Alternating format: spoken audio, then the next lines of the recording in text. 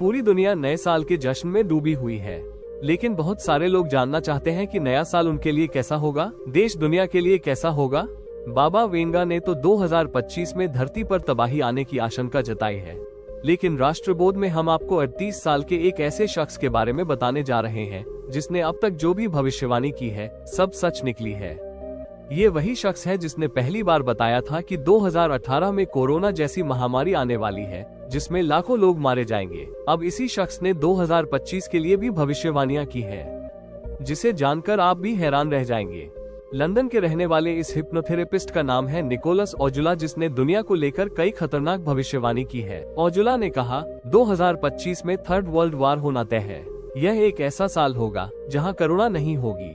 मजहब के नाम पर लोग एक दूसरे के गले काटते नजर आएंगे। राजनीतिक हत्याएं होंगी। बुराई और हिंसा इस धरती को अपनी कैद में ले लेगी। निकोलस ओजुला ने भविष्यवाणी की है कि नए साल में लैब में अंगों का निर्माण होगा, अत्यधिक बारिश होगी, विनाशकारी बाढ़ आएगी। इससे लाखों घरों को नुकसान होगा, लाखों लोग बेघर हो जाएंगे। समुद्र का जलस्तर तेजी से बढ़ेगा, जिसमें कई शहर डूब जाएंगे। ब्रिटेन के प्रधानमंत्री कीर स्टारमर का राजनीतिक पतन हो जाएगा। दुनिया में महंगाई तेजी से बढ़ेगी।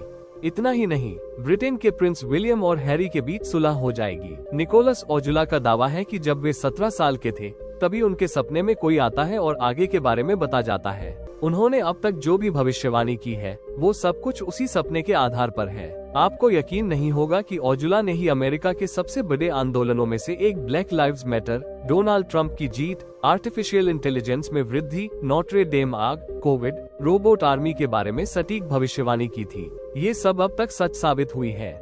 निकोलस ने बताया कि जब वे किशोरावस्था में थे तभी एहसास हुआ कि उनके पास इस तरह की मानसिक क्षमता है। कुछ दिनों के लिए वे कोमा में चले गए। उन्हें पिछले जन्म के नजारे दिखने लगे। निकोलस ने कहा, मैंने देखा कि मैं मिस्र में एक रानी हूँ, चीन में एक दर्जी के रूप में काम कर रहा हूँ और हिमालय पर एक नन हूँ। अफ्रीका में जब मेरा जन्म हुआ तो एक जादूगरनी के रूप में हुआ, फिर मेरा जन्म एक शेर के रूप में भी हुआ। ऐसे कई अलग अलग अनुभव हैं जो मुझे भविष्यवाणी करने की ताकत देते हैं। हमें पता है कि मृत्यु अंत नहीं है, क्योंकि आत्मा कभी नहीं मरती, हम फिर जन्म लेते हैं। ऐसी भविष्यवाणियों से दुनिया भर के लोग चिंतित हैं, जो कि मिरर की रिपोर्ट पर आधारित है। इसलिए लोगों को अपने भविष्य को लेकर चिंतित होने की बजाय अपने विवेक के अनुसार निर्णय लेना चाहिए। राष्ट्रबोध में देश दुनिया की ऐसी अनेक खबरों के लिए कृपया चैनल को सब्सक्राइब करें। Bureau report, राष्ट्रबोध।